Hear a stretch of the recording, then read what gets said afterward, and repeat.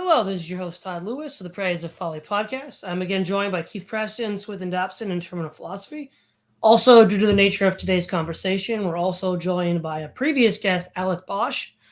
So we're here to talk about last week's sort of mutiny attempt, or whatever you want to call it, by the Wagner Group and Prigozhin.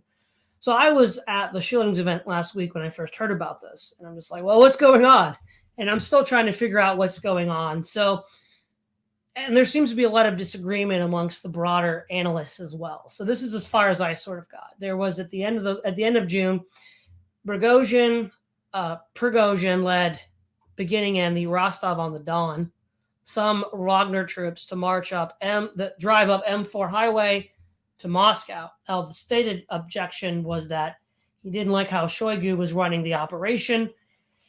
He was also concerned that I think in July there'd be some initiative that would have a lot of the Wagner contractor soldiers contract with the Russian army, which would effectively take these men out of his hands. And around Kashira, outside of Moscow, he was stopped.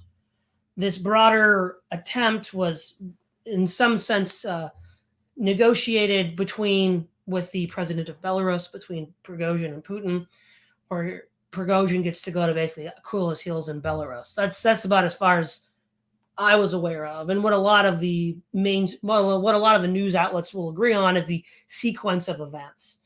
But then the question is, well, how do we interpret the sequence of events? I mean, obviously, a lot of people in the West are like, Russia's on the verge of collapse. Is this 1917? That's probably, overly optimistic from the point of view of the Western news outlets. Now, if this really were a mutiny, as even Russia Today is reporting, which is definitely more of an alignment with Russian media, Putin's position, I find that a little challenging to believe, because normally, historically, if there's a mutiny like this, you execute the leader of it. You don't sort of let him retire in a neighboring country. So I find that it doesn't appear to be as it seems. So, for example, right now we have a bunch of riots in France and Belgium by Muslims. Riots in Western Europe are just par for the course. It's not like it's anything new. Having a private military contractor do something like this does seem to be out of the ordinary. And for me, it didn't all appear as it seemed. There's a couple ways you could look at this, right? Many in the West are going to say, well, this is how weak the Putin regime is. I think that's the least plausible reading of events. The other reading of events is that Prigozhin was sort of, it's sort of like a Jan 6 moment where he's like, well, I'm just going to, try to get through to Putin by saying that the leadership in charge of the military is screwing up in Ukraine, and I'm going to do this stunt. But another thing that I've learned as well is if you see people in power or powerful people do things that at first glance don't look sensible, there's maybe something else going on that you're not taking account of. And one possible reading is that if this is something that the West expects to see, they expect to see the Putin regime crumble, Putin and Prigozhin could possibly have been in league with this in order to create that impression, so that whatever assets or agents the West has in Russia, they'll preemptively use so that Putin can arrest them and find them, which would also explain why Prigozhin is not really being punished. That's again, highly speculative, but I think one that does comport with the facts. So that's just sort of my reading on the events over the last week of trying to catch up. So we'll start with you, Alec. What do you think about the whole Wagner incident? Well, okay, let's look at events from a chronological point of view. And let's start with the basic facts. So Wagner is a private military company in Russia that runs essentially false flag operations for Russia, that Putin does not want to take ownership of his responsibility for what's going on in Syria or in Africa and so on, Venezuela. So that's what Wagner is there for, to be his henchman. And then what happens with the war in Ukraine? Well, Wagner quickly becomes the most competent military faction in Ukraine. The reason is simple. The average soldier in the Wagner army makes $4,800 per month. The average soldier in Russia makes not even a third of that, maybe not even a fourth. And some Wagner soldiers make up to $8,000 a month. What happened then? How did the situation get to where it was? Well, the Wagner people have their own resources. They hire people from prisons. they had the Walking Dead assault on Ukraine, where they just sacrificed people to the meat grinder. And then Prigozhin stopped and thought to himself, well, wait a minute, this does not work anymore. I'm running out of manpower. I'm running out of troops. I'm not getting anywhere. We barely took Bakhmut at an enormous cost. And what did we actually capture? There is no Bakhmut anymore. So this was a total waste of time. And then he gets to the point where he's screaming at Shoigu, at Gerasimov, demanding that his soldiers were given the respect that they're due. They're the best army there is in Russia. And of course, he was ignored.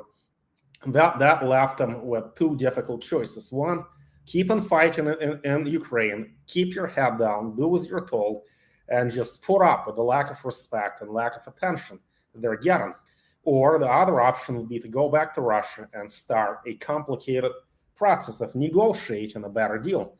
So when Prigozhin and his Wagner troops crossed into Russia, he went on Telegram and delivered a statement that, far from seeing him as a traitor, the immigration officers hugged him, they offered him vodka, they treated him like a hero, because they know that the Wagner people get their job done. The ordinary Russian bureaucrats were useless. So Prigozhin kept on marching to Rostov-na-Donu. That's actually close to where I lived when I lived in Russia. I lived in the Krasnodarsky Krai, in Novorossiysk by the Black Sea. Rostov was like 8 to 12 hours by car, by bus, 12 to 14 anyway. So Prigozhin arrives in Rostov. And what happens there? Does anybody tell him that he's a traitor, that he's a scumbag mercenary? No. You can see people are high-fiving him, hugging him, lining up to shake his hand, cheering, taking pictures.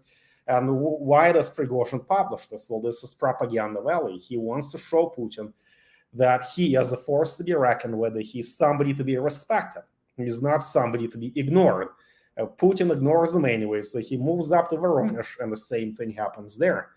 In the northern city of Voronezh, he is again receiving the respect that he wanted, and he keeps on marching toward Putin, demanding that he receives a better position, meaning better armament, more support from the Russian army, and most importantly, he believed that the Russian army was led by incompetent generals. For example, Valery Gerasimov and Sergei Shoigu are incompetent, as Prigozhin observed. And one of his conditions was that. One of Prigozhin's conditions was that these two need to be sacked, they need to be tortured to death, they need to be demoted, and at any rate, they have no business being in charge anywhere. So what happens? Prigozhin got his way. First of all, he got a wonderful retirement package. Secondly, Gerasimov is no longer in his position. And Shoigu, well, God knows what happened with him. I don't think Shoigu is still calling the shots. And General Viktor Surovikin, well, yeah, he disappeared. Nobody hears of him anymore. So what happened here? Why did Prigozhin do this? Well, Prigozhin wanted to be taken seriously, and this is exactly what he got. He did not want to overthrow the government. Putin knows that he's not an actual traitor. Putin was posturing. And Putin finally caved and appeased Prigozhin, which is what Prigozhin wanted all along when he was screaming for more arms. Putin is the loser here. Prigozhin is the winner. He got the change in personnel that he wanted. He got a retirement package. And he finally sent a powerful message to the Russian citizens that really that these generals at the top of the Russian elite are not so great. That it's not that they're close allies of the Wagner coalition. In fact, they're quite different, and Russians need to be mindful of this difference. They need to pay attention. That if they see the two as being two sides of the same coin, the war is going to go nowhere. So essentially, this was an act of posture and self-assertion, bravado, and this is how Prigozhin essentially cemented himself as a distinctive figure who is possibly a contender for power in Russia in the future. See, had Prigozhin just kept his head down and kept on fighting in Ukraine, most Russians would have seen him as just another subordinate of Putin. But no, now he let everybody know that this is not so. At the very least, he is a potential alternative to Putin in the future. He's somebody to be seen as being independent of him, somebody who 5 years from now might come back and win the melee. There may be a melee, a scrambler for power. When an autocrat dies or steps down, it's never a smooth process.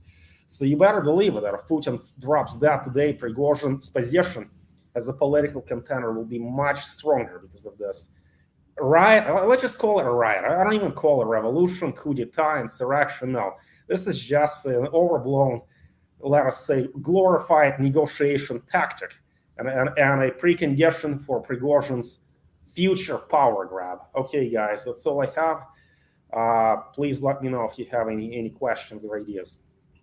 All right, Keith, what are your thoughts?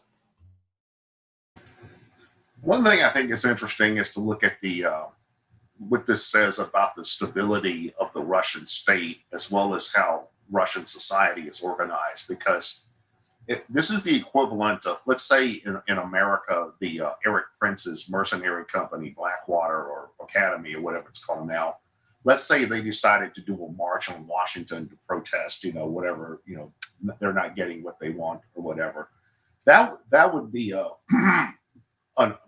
that would be unheard of in the United States. I mean, if that were to happen, we can just imagine what the media's reaction would be. We see how hysterical they've been about J6, and that would be J6 on steroids. So, but in Russia, it's I think it indicates how Russian society is organized. Like I recently was reading about how Russia is really a federation of oligarchs, and Peter Zion, he has an analysis of the Russian elite where he says that the Russian elite is much more insular in the sense that in America, the American elite is spread out over several million people, whereas in Russia, the elite is about 150 people. So it's a much more narrow concentration of power on one hand, but it also seems to be a lot more fragmented and unstable. And it would be interesting to compare Prigozhin with Putin. One thing I wonder about is who would be more dangerous if they actually held power, if they were actually the head of state. I'm inclined to think Prigozhin. I don't know that I'd want that guy in control of Russia's nuclear arsenal. And I haven't seen a whole lot of analysis of some of these questions in the general commentary of this that I've seen from different sides. I think initially one reaction I saw in the Western media when the rebellion or whatever protest started, was that some people were hailing Prigozhin as like an anti-Putin hero or something like that. And then they seemed to backtrack from that, saying, oh no, this guy seems like he's actually worse than Putin. So maybe not. Maybe we don't want him in control of Russia's nuclear arsenal. But one lesson, though, I think we can take from this is Machiavelli's warning against using mercenaries in foreign expeditions because they can be turned so easily, or their ultimate loyalty is to their paycheck. They're not fighting for king and country and God and family. They're fighting for their for what they get paid. So if they feel like they're in too negative a position, they'll simply turn. Okay, Swith and Dobson. Alex's explanation is probably the most coherent that I've heard. It seemed bizarre as to why it would happen. I mean, I listened to Alex Jones, who suggested that it may have been some sort of, maybe it was somebody else, that there was some sort of Western assets in Russia who were trying to use Prigozhin as a way of taking out Putin, which I kind of thought, well, that kind of makes sense if you want, because I was going to say I like this in a second. My understanding of Prigozhin is he is somewhat more hardcore than Putin is. It would make sense for the West to try and get Prigozhin in because he'd be more extreme and therefore justify more Western intervention in Ukraine, which would make sense. But Prigozhin doesn't seem stupid. So I doubt he would be like, oh yeah, we'll do that. Unless, of course, he just thinks he could beat them, or he would just push the button or something like that, which I suppose is possible. But it seemed to be not a hugely satisfying explanation of the situation. And beyond that, it just seemed odd. I mean, as Alex's explanation as a bargaining thing, it makes sense. But as like an attempted coup or whatever, it just seemed really odd from the outset as to why he operated in the way he did. So, Alex, a question to you. Could you give a bit of background on Prigozhin and how he differs from Putin? Because my understanding is one of his complaints of the Russian generals was that they were being too careful on not getting civilian casualties, and Prigozhin basically just wants to carpet bomb the Ukrainians.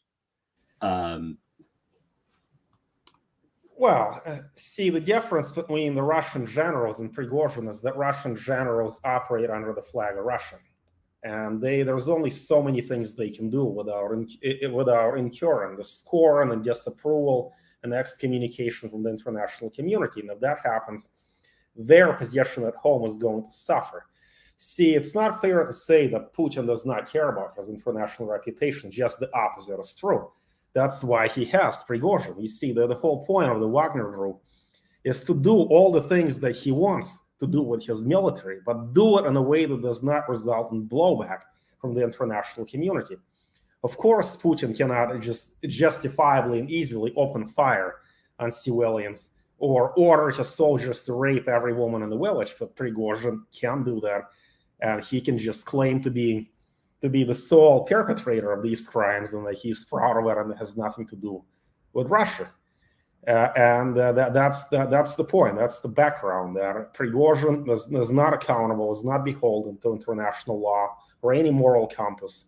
And now Putin does not have that at his disposal anymore. So he has two options: either stop perpetrating these atrocities or to bear full responsibility and incur all the judgment and sanctions and reprisals and blowbacks that he will receive from the West.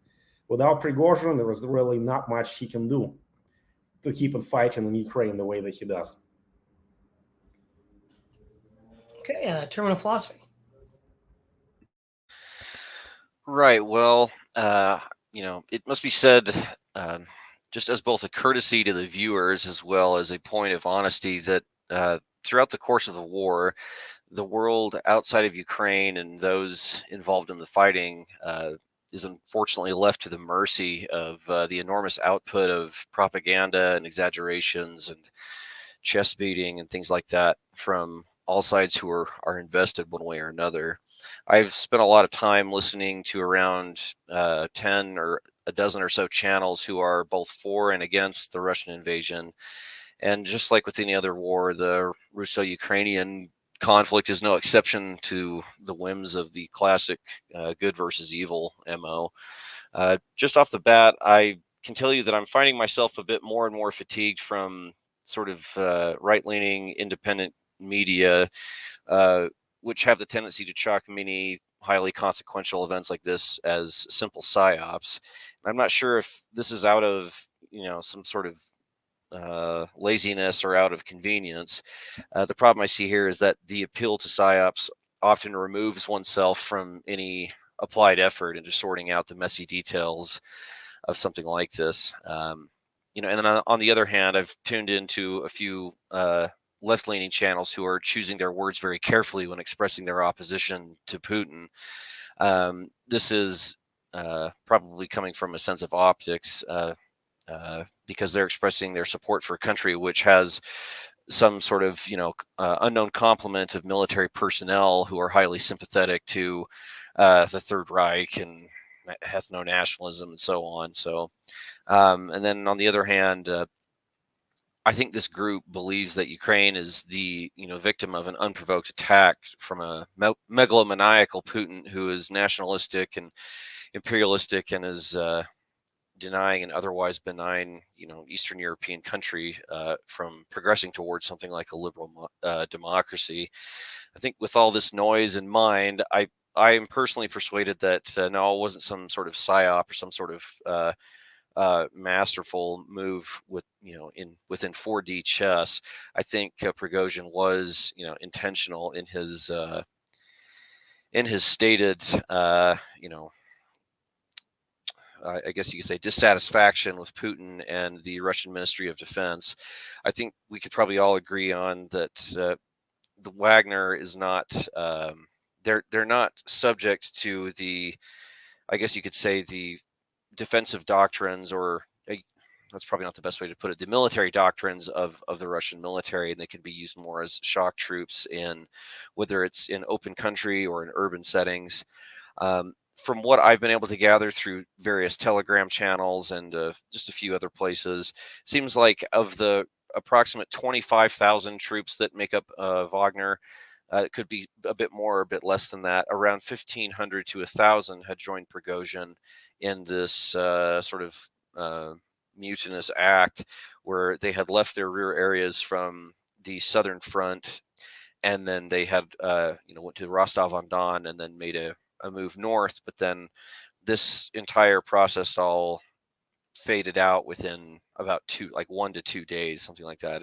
Some people had speculated the whole thing was started and was over in about 18 hours. They shot down about 6 or 7 Russian helicopters, and Prigozhin, I believe, has still been sort of basically told to stay put in Belarus.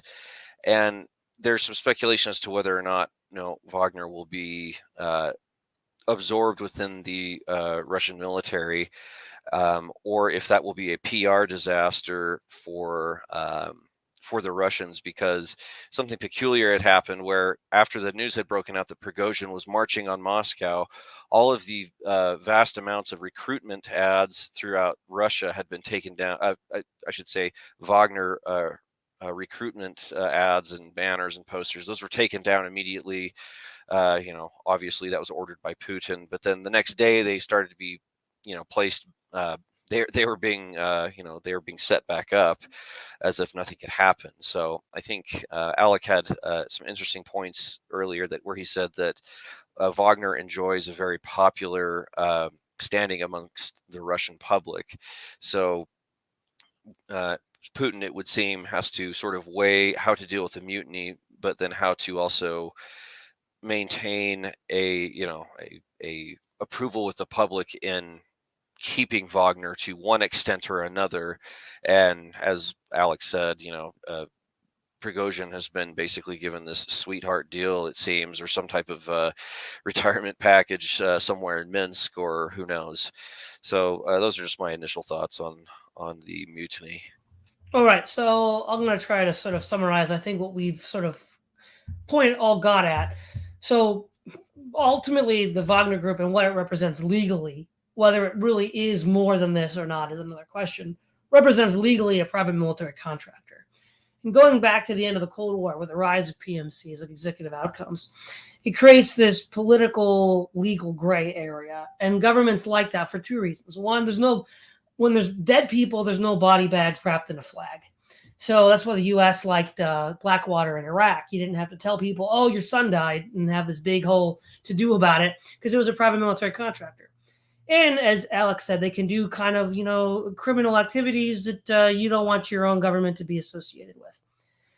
What RT said is that this move by Prigozhin is necessitating that Russia clarifies where private military contractors stand within their own legal framework. Whether they do that or not is another question, but that's at least officially what they're saying. Also, Prigozhin seems to have had a lot of popular support amongst the Russian people. And you could see that this was a sort of a test of popular solidarity. So many in the West are like, oh, Putin's about to fall. I don't believe that. But you could say, though, that this was a test of political support. Does Putin have complete popular support? Other people within the Russian government or within the Russian armed forces who could compete for popular support? And it seems like Prigozhin is saying that I'm a competitor. I can get popular support. And that's part of what he was trying to demonstrate. The other thing is, when we look at the management of the Russian military, again, Prigozhin has publicly said he did not like how the war was being managed. Clearly, it's not going as quickly or as easily as Russia intended it to go. This sort of has earmarks of like the U.S. war in Iraq. We went in with too few troops, and we had to then, have the surge, 5 years later to tamp things down. Russia goes in, and they have to have, depending on which figure you do, the Conscription Act either added 400,000 or 1 million new troops, depending on which source you use, which is massively larger than the 150,000 to 200,000 they started with. And so what it shows us is that private military contractors at least within their legal standing. Whether they're more or less than that is another question. Create this gray area, which is useful for regimes, but also has blowback properties where they can do things that you didn't expect them to do, and maybe you wouldn't want them to do. You wouldn't see like a Russian divisional commander, part of the army, do this. At least you wouldn't see that unless the revolution is going to happen, like in 1917. But with someone who's more independent or has at least more plausible deniability, this is possible. So those are just sort of a summary of at least what I've seen we've all talked about. Alec, any thoughts? So the most important point here is that, as you explained, there are certain things that the Wagner coalition can do that Russia cannot do without incurring serious blowback. Putin does not want to appear to be in the same position as Milosevic was, as the general who approves of having a rape camp, for example. That's what happened in Bosnia and Yugoslavia. While Prigozhin is perpetrating all of these atrocities, and this is his value, that he's essentially doing things to get them done. The ends justify the means for Prigozhin, but in international politics, that's not so. And this is how Putin intended to win the war, with a blitzkrieg-style attack with the Wagner troops who do what it takes to take Kiev and then call it a day and make it short and swift. It did not work out that way. And now Putin has a serious question to answer. How is he going to win the war now in a conventional way? He does not have the technology. He does not have the proper training for any of his troops. And he certainly does not have the financial resources. So the Wagner troops are his most important asset. Now they're probably gone, and I'll tell you why they're gone. The scheme to enlist them in the Russian army is going to fail. There are two reasons for it. First of all, they hate Gerasimov, they hate Shoigu, they hate Sergei Surovikin, and all these bureaucrats who climbed up the ladder by playing ball with Putin. And that's how Putin gets business done. He eliminates anybody who's even remotely competent to displace him. For example, who is going to kill Putin today and take his place? Nobody. Well, Putin eliminated all the competent people out there.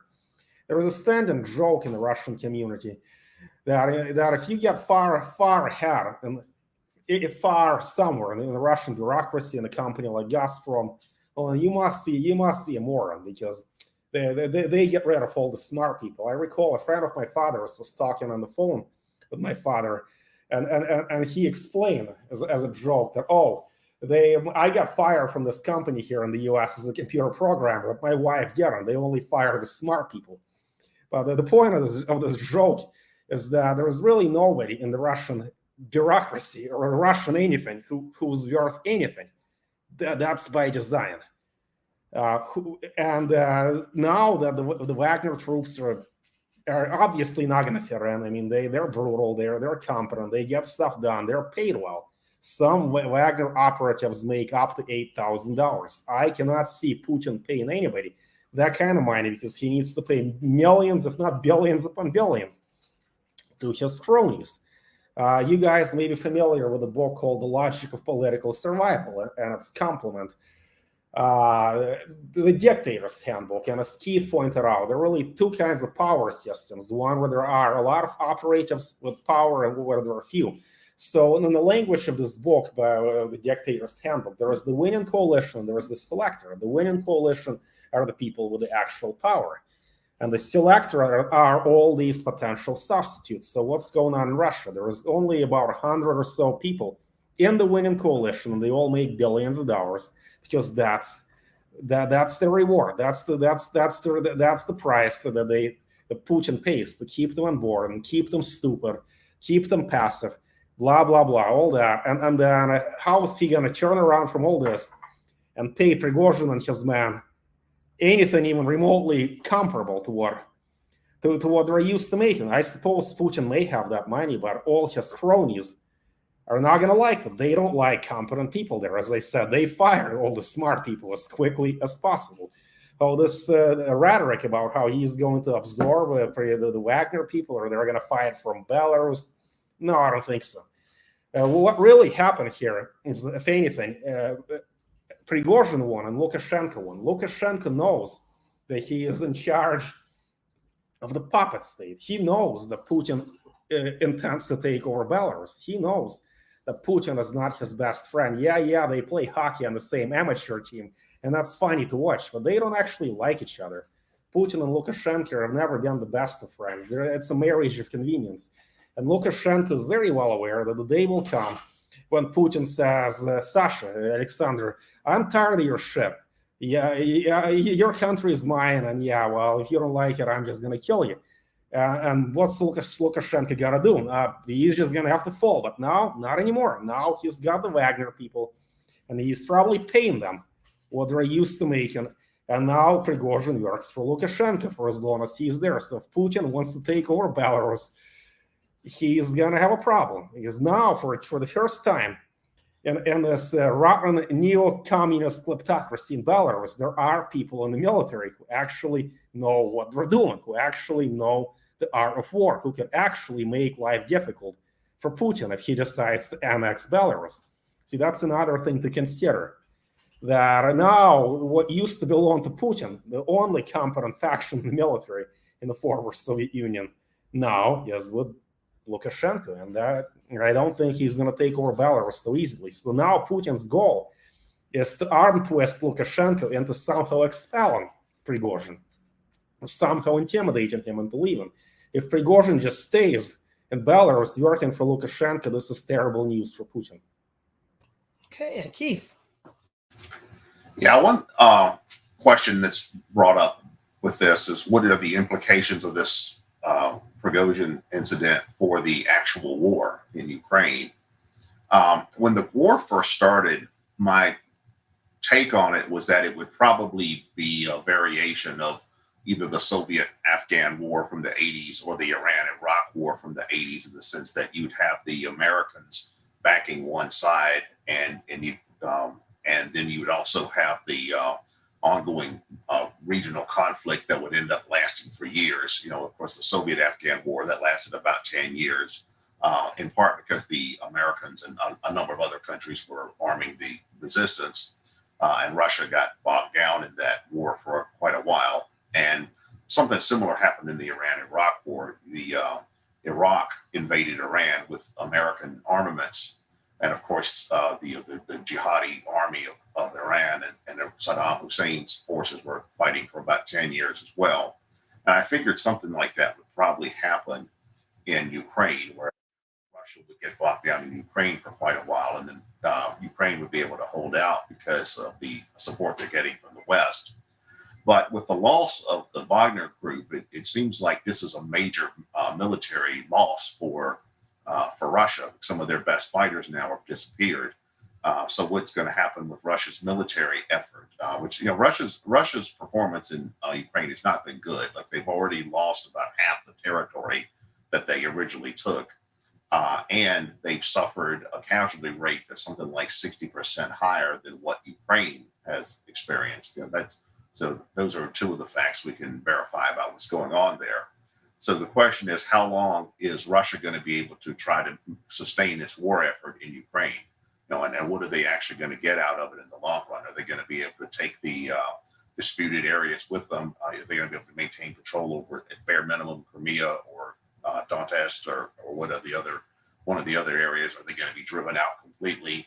How much of that is going to depend on the degree to which the West continues to aid Russia? So I'm wondering what's going to happen there. Okay, Swithin. Yeah, Keith's point is interesting. That's the Western involvement. This could well see more fervent support for Ukraine, thinking that this would be a way of a decisive blow against the Russians. Although that then depends on what the goal of the Western powers is here. One of them, I believe it was the UK, sent some sort of like experimental tanks over to the Ukraine, basically so that they could just battle test them. It would seem to be the case, rather than so particularly that helpful and give them stuff for free. It's just a war zone. It's like, well, we can give it some actual proper product testing, as opposed to just kind of doing some things in fields in England and not really properly testing it. And of course, there's the whole money laundering angle, which I am not very au fait with, but again, is entirely possible. So, I mean, you could go one of two ways, obviously. You could have far more Western involvement, or you could just keep it at the same level, depending, of course, depending, of course, what the ultimate goal is there.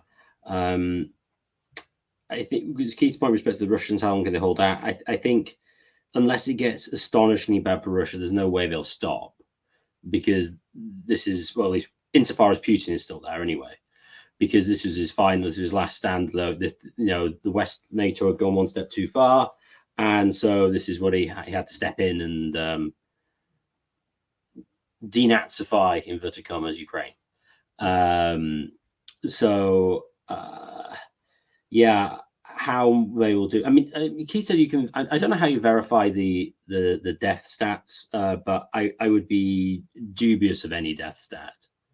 It'd be very, very, very high margins of error, assuming everyone was actually even telling the truth, which of course they're not.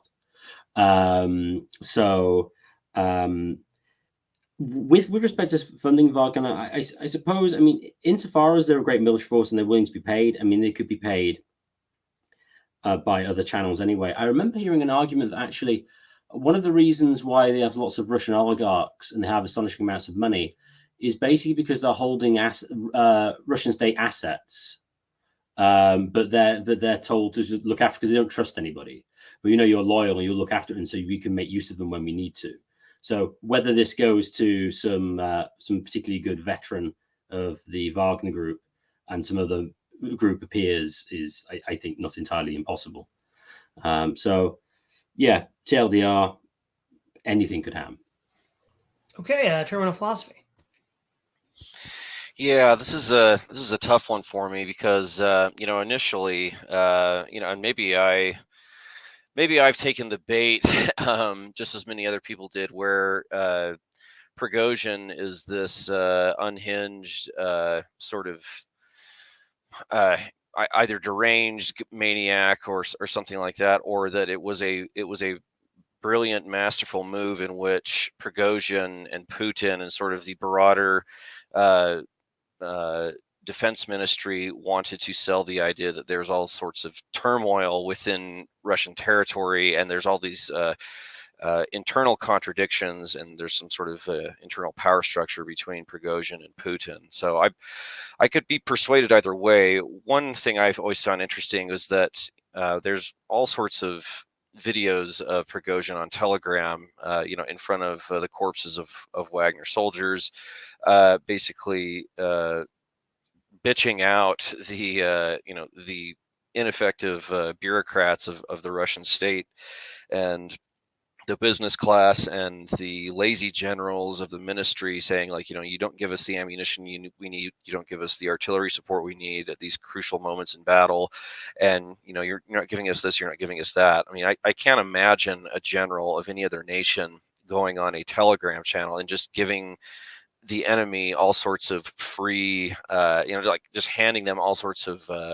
pieces of, I guess you could say, sound bites to work with that could potentially be swayed to their favor. Or maybe it's just a, that is sort of a ruse to fake out Western news sources to sell the idea that there's all sorts of internal problems within the Russian military, when in fact there may not be. So it's a bit of a tough one. He does sell the archetype well of sort of a drunk, egomaniacal Russian business leader, because I think it should also be stated that he himself is not he's not versed in the art of war. He's the business head of it, and there's experienced. Many of them are ex-convicts, but the real on the ground commanders of Wagner are ex-Russian military from the GRU, and I forget the other three-letter acronym that makes up part of the Russian armed forces. I think the F something. You'll have to forgive me. FSB. FSB. Thank you. Yeah. So yeah, to my knowledge, that the GRU is basically the the fundamental predecessor, or the first.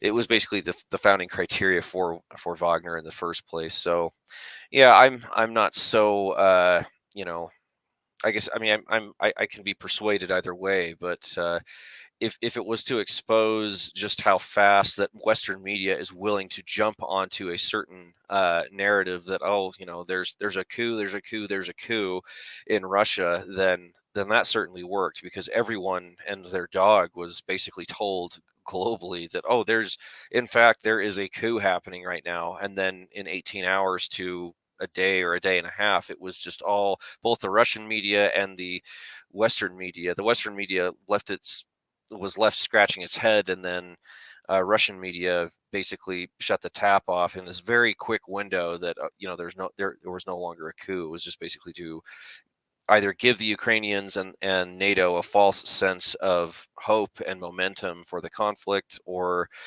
Prigozhin really is crazy and was willing to go the extra mile. But yeah, it's a mess, and it could be a very elaborate PR stunt, is what seems to be, for me at this very moment, that seems to be what seems to be a bit more likely. But yeah, there's a lot of information to follow on this. Right. So I've been looking in the chat, and Cyber Ninja Zero has been mentioning that Semyogog did a video just the other day on this. And what he's been saying about Semyogog's take is similar to my own. So I'd just like to briefly recap it and then go around the circle to see what people think. So one thing we've seen over the last week is Prigozhin has been has had the Wagner Group tell the governments of Burkina Faso and the Central African Republic, don't worry, we're not going anywhere.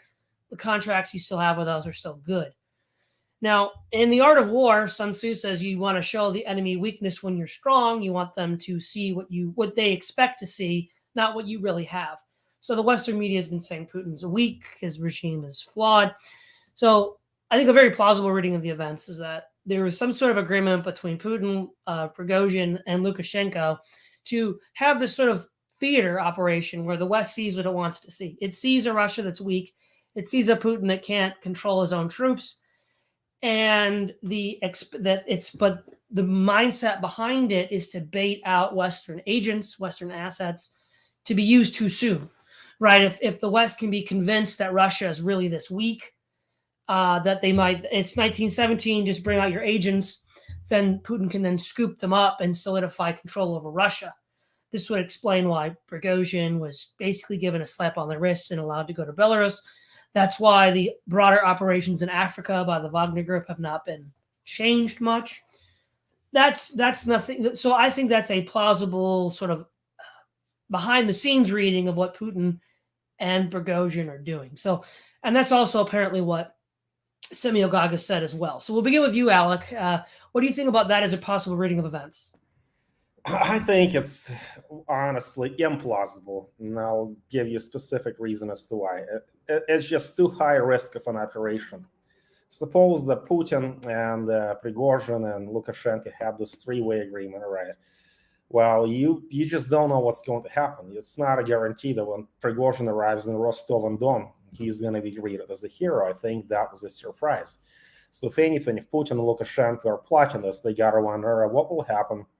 If in fact they're not greeted as heroes. In fact, the Russian police and local military give them a pushback. What if they're not greeted so easily and so in such a friendly manner on the border? That's a potential unintended consequence that has to be taken into account.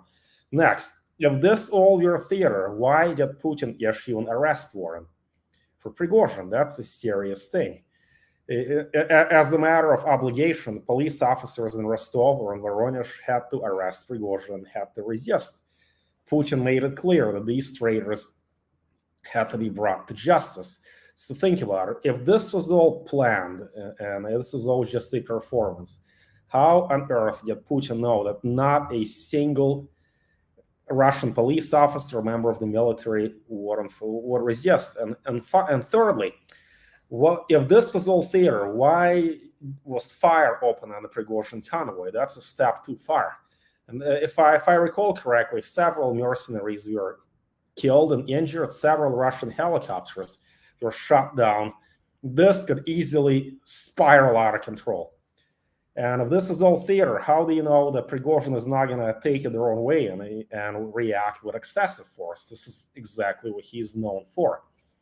What I'm seeing is that the Occam's razor explanation makes the most sense. When you have a messy situation like this, and there are many competing theories that seem plausible, why don't you just stick with the easiest one and stick with it, unless the more complicated theory explains something that the simpler theory does not. So I propose to you a simpler theory. This was a consequence, a culmination point of a long-standing feud between Prigozhin and Russia's and the apex of the Russian military. Putin wanted to wash his hands of this.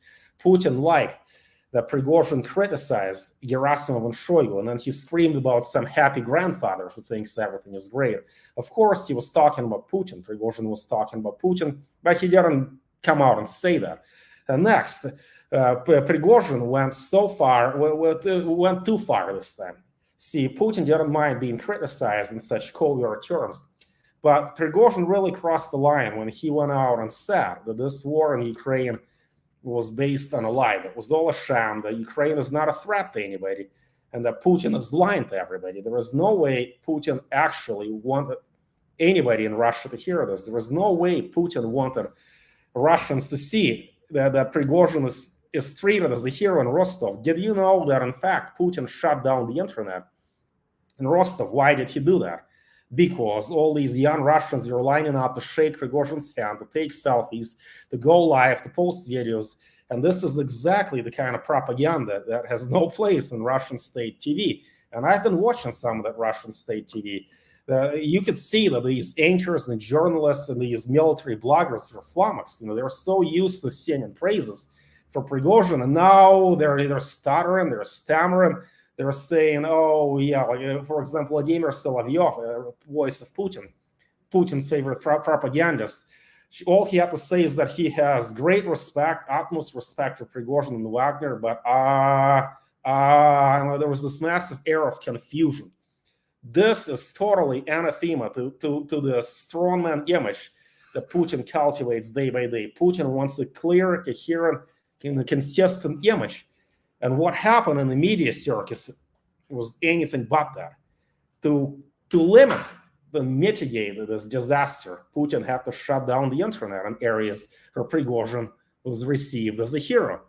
There was absolutely no way Putin wanted this kind of chaos. There is no way he wants an elite person in his inner circle to say that the war in Ukraine is all a sham. This is utterly inconceivable. This is the exact antithesis, anathema, totally opposite to everything Putin has been cultivating, every aspect of his image that he's been building since 1999 has been contravened. I just don't take this conspiracy theory seriously at all. The damage to Putin's reputation is just too severe. This is the last thing he needs. Okay, Keith. On that note, I'm wondering what the long-term implications of this are going to be for the Russian state itself. Like, how stable is the actual Russian state if something like this can happen? And how much irreparable damage has the Putin government suffered? Russia is obviously unstable, and there's this big question of, well, how long is Putin going to be able to retain power? Is he going to be ousted by rivals? Is the Russian government itself stable? Could the Russian government collapse?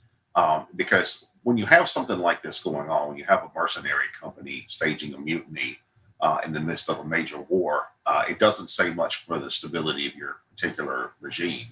That was actually something that in South Vietnam, that the old South Vietnamese government experienced, where you had a puppet. I mean, it was a different kind of situation, but you had a government in power. We had a series of governments that were viewed by the people and by much of the South Vietnamese military as Western puppets, and they were viewed as enemy colonial occupiers, going all the way back to the period of French colonialism. But then what the consequence of that is that because the government lost legitimacy, the army wouldn't fight on behalf of the government. So the big South Vietnamese military commanders would send the forces out to fight the Viet Cong of the North or whomever, and the troops just wouldn't fight. They were demoralized, and he also had private military companies or militias in South Vietnam as well. Most of those were religion based. You had these Buddhist, Catholic, and Cadao militias, and they were actually much more effective at fighting the Viet Cong. But then the government, the South Vietnamese government, as well as the Americans, would try to suppress those because they didn't want these independent military actors functioning in South Vietnam. But what the lesson from that is that when you have a very unstable government, it's hard to maintain a coherent and effective military operation over a long period of time. So I'm wondering what kind of dynamics are at place in Russia today, and how stable is Russia going to be? Okay, Swithin. I think the so-called conspiracy theory of Semiagog has more credence than Alec would give it credit for. I think it's entirely possible that an agreement was made, but then Prigozhin decided to go further and harder with this. I mean, I don't see them necessarily in conflict. Given, I mean, you can come to the arrangement and then take the advantage for yourself. I mean, and I'm not saying that this couldn't have been a negotiating tactic as well. I think that they could. It is a high risk strategy, but it could be complementary. But it just went wrong slightly. I don't see why that's necessarily a theory that is in conflict. The question as to how unstable the Russian government is not obvious. I mean, this seems pretty soft attempt at a coup. I mean, I'd be interested to see what the average Russian thinks, although what the average Russian thinks is probably not that important. What matters is anybody who potentially wants to replace Putin thinks is in, what they think and how strong they think he actually is. I mean, putting it this way, in the international arena, given how it was broadcast as some great coup, but then it kind of petered out. And if anything, in the international level, that would make Putin seem, well, I mean, comparatively strong. Although I suppose you could argue that if there was no coup attempt at all, that would make him even stronger on the international level, because, well, there is no one even attempting to overthrow him. So how stable or otherwise the Russian state is, I don't know. I mean, to the extent that they don't achieve their objectives in the Ukraine is clearly going to weaken Putin's position, and I think that's primarily what will get him to go before he would decide to go. And is he 70 now, Putin? I mean, he's not young, but I don't think he intends to bow out anytime soon.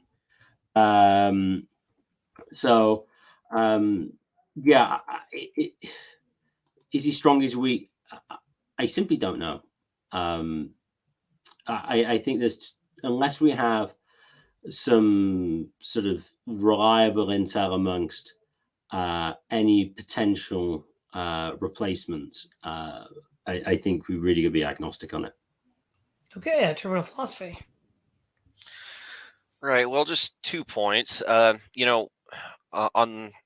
one aspect that makes me slightly hesitant to completely hop on board with the PSYOP/PR stunt camp is that since the war started, Putin has enjoyed wide popular support from the Russian public, and there were at least no publicly available accounts of internal strife in the Kremlin. And maybe that's due to either everything is being run well and efficiently according to Putin, or internal strife within Moscow has been kept under highly calculated wraps. Maybe that's the case.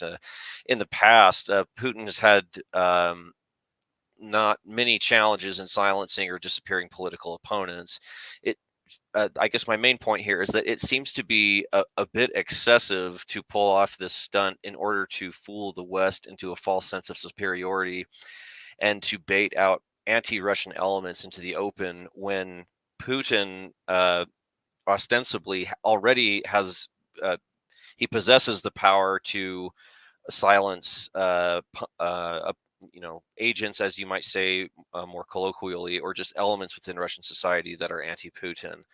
But on the other hand, I will say that Putin's popularity amongst the Russian public sort of works both ways. On the other hand, if this does in fact, there's one speculation that on where this is a psyop that I find interesting, is that if it gives the West and NATO and the Ukrainian forces a false sense of either superiority, or gives them a false sense of hope, they may make reckless decisions operationally, and that may have baited some of these ill-fated counteroffensive attacks along the front, specifically to the south in the direction of Crimea.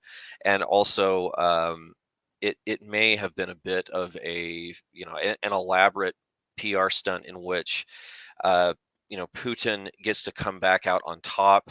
Prigozhin, this sort of news cycle of this, cataclysmic coup, in air quotes, can die. This will be out of the news cycle within the next few weeks, and Prigozhin will be right back in, in the big chair with Wagner, and he'll be out of Belarus again, and he'll be free to travel in Russia to speak to his troops, and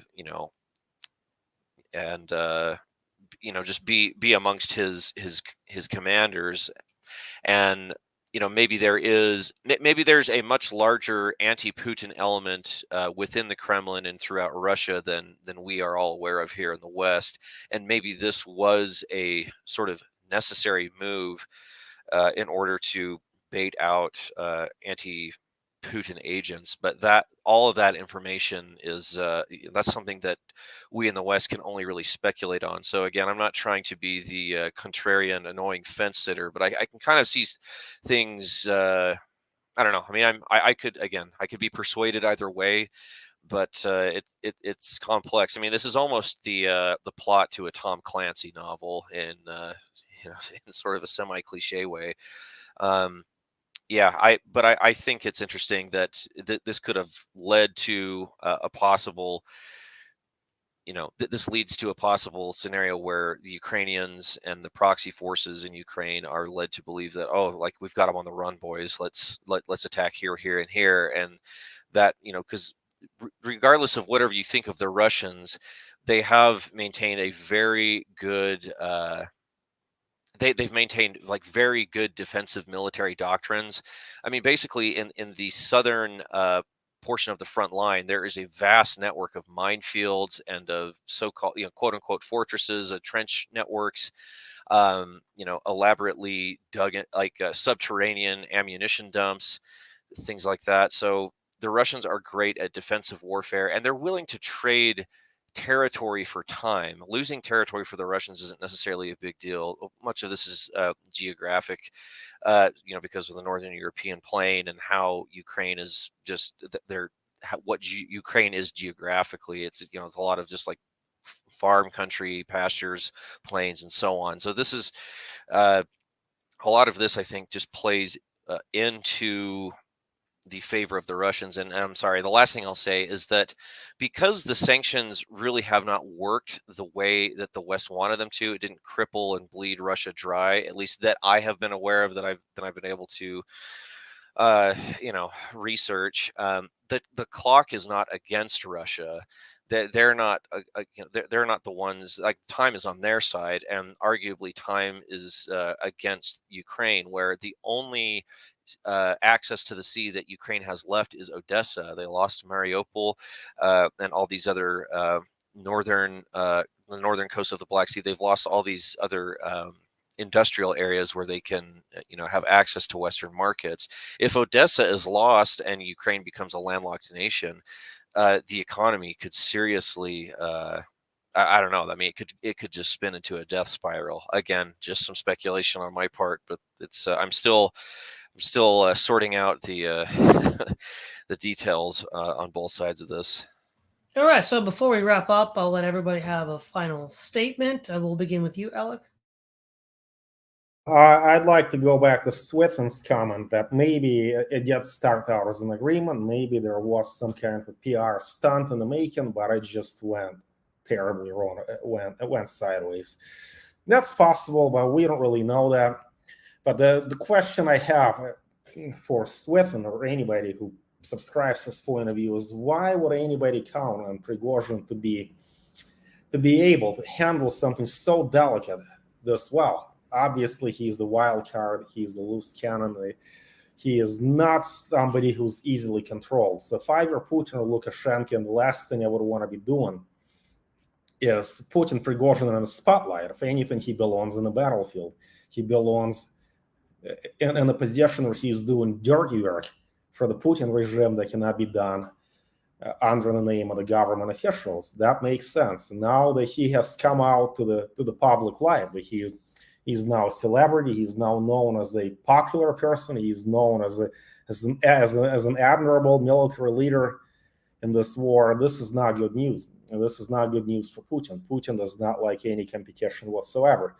Then previously, somebody here mentioned the question of, well, it's not so much a matter of what Russian people think. It's not a democracy. It's a question of what the inner circle thinks. And who on earth is going to replace Putin? Well, one possible candidate is Igor Sechin. And while this is a thoroughly, let us say, vicious human being who has no moral compass whatsoever, and he is perhaps worse than Prigozhin, if anybody could kill Putin and take the throne for himself, that's Sechin.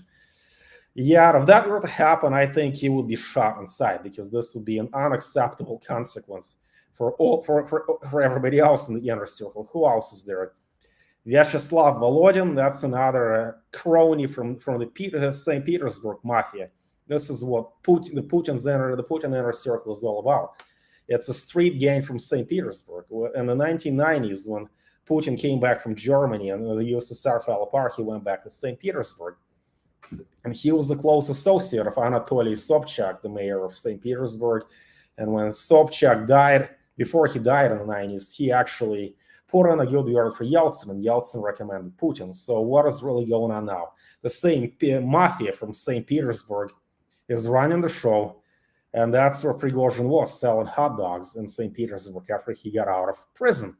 And this is what's really happening now. Is somebody from the St. Petersburg mafia like Volodin or Sechin or Prigozhin going to take Putin's place? I don't think so. I think that this position takes a little bit of delicacy, a little bit of statecraft. Unfortunately, Putin is the only person in that whole St. Petersburg mafia who even remotely resembles a statement. I don't think a butcher like Prigozhin is up to the task. I don't think Volodin is up to the task. Volodin has been saying things like, "Oh, Ukraine should never be an independent state. That's the war is not a threat to anybody. That there are no crimes against Ukrainians." I don't think the West can work with a person like this. If anybody comes to power and who's really capable of doing this job well, and who can end this war in Ukraine, would have to be somebody moderate, but that's not going to happen. Competent people do not exist in the St. Petersburg mafia. That's a Russian tradition, that if you're too smart, if you're too capable, if you're too reasonable, you're not going to get very far. And that's why Lenin loaded all these intellectuals, anti-communist intellectuals and the philosophers, steamboat and deported them. I just don't see it happening. I don't see Putin having a viable replacement.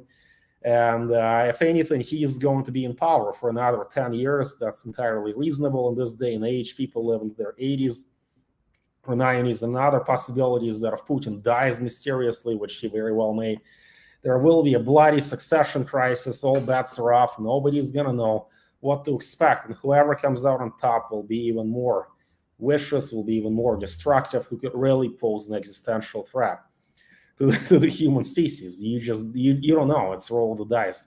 So the best case scenario would be that if anything, that Putin stays in power, unfortunately, for another 10 to 15 years. As troubling as this may sound, he's the only person resembling a statesman. So if he stays in power, we know what to expect. We know that Putin is not going to nuke anybody, and we know how he's going to wage war in Ukraine. It's probably going to stay more or less the same. Maybe he'll lose a little bit of territory. Maybe he'll gain a little bit, but this is the most predictable outcome. And after Putin dies 10, 15 years down the road, maybe there will be a chance that restructuring some of these institutions. But now it's just not realistic. So I'll leave you with this, that stability is the best that we can hope for. Okay, Keith, final thoughts.